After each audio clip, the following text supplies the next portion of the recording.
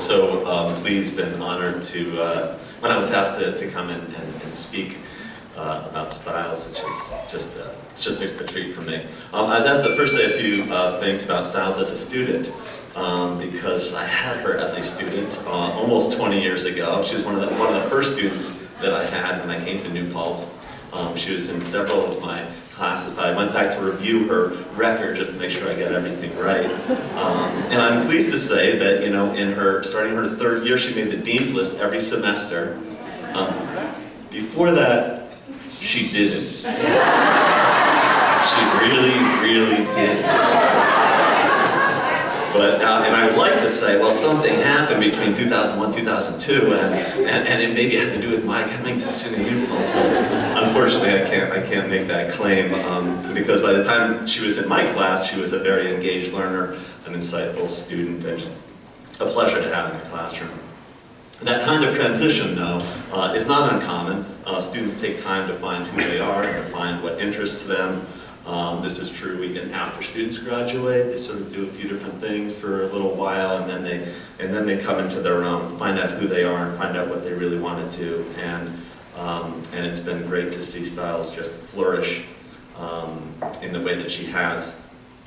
I cannot, even though I do study agriculture things, I can't take credit for any of that, because I really didn't turn my research attention to that until after Stiles was already gone from the school. But I have had her back on campus several times, and I'm just impressed by how she has applied what she's learned as a sociologist to her work in agriculture.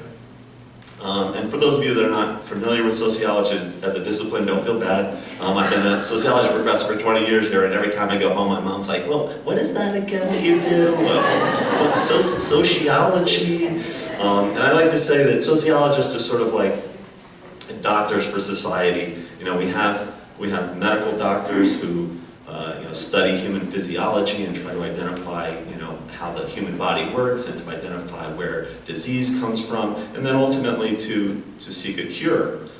Psychologists do similar things with our minds, try to figure out how our minds work, where problems arise, where they come from, and then provide therapy and counseling and make people well. But we also have social ills. Poverty, violence, inequality, racism, war, misogyny, homophobia. It's a long list. And the job of sociologists is try to understand the social organism, try to understand the system, figure out how it works. And if we can identify where these social problems arise, hopefully it gives rise to cures, ways in which we can bring change and fix it so that people have more fulfilled lives in a world that is more socially just and ecologically sustainable. And I see Stiles using her sociological insight to address an extremely problematic aspect of our society, our food and agriculture system. It's almost difficult to imagine a more dysfunctional social system. Here we are in the richest country in the history of Earth, yet we have people suffering from malnutrition. We've made incredible advances in understanding human health and nutrition, yet we are in the midst of an obesity crisis where diabetes and heart disease have reached epidemic proportions. We know full well how to produce healthy food in an ecologically sound and sustainable manner, yet we subsidize the most environmentally destructive industrial farm practices, destroying soil, diminishing wildlife, polluting rivers, depleting groundwater. It would literally be hard to design a food and agriculture system that is more destructive, unhealthy, exploitative, wasteful, and cruel. And Stiles recognizes this, and she has, as a good sociologist, sort of identified how the system's operating, identify how organizations within it operate, and figure out how we can make change to make things better. The amount of food that is wasted, as some other speakers have noticed, is truly obscene.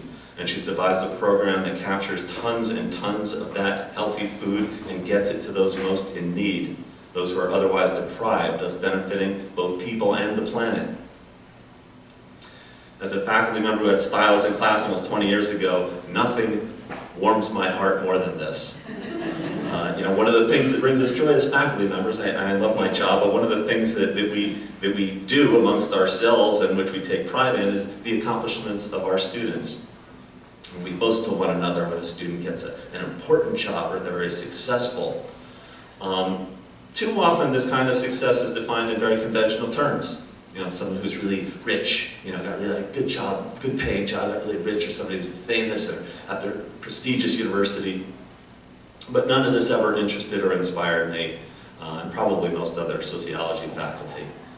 In many cases, people that achieve that conventional success are doing the very things that are counter to the values that I hope for. I like to see my students do well and have security. And I know Stiles is doing well. I suspect you're not rich, getting rich at this job.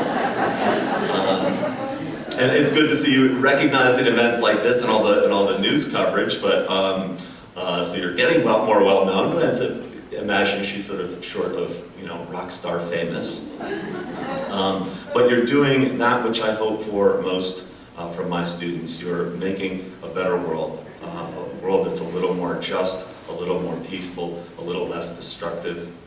And this, in my view, is the ultimate success. And I want to thank Mohawk Consultations for adopting a similar perspective on what is truly important, what is a true achievement. And at Stiles, I just want to thank you for making me proud and doing the excellent work that you do. So, thank you.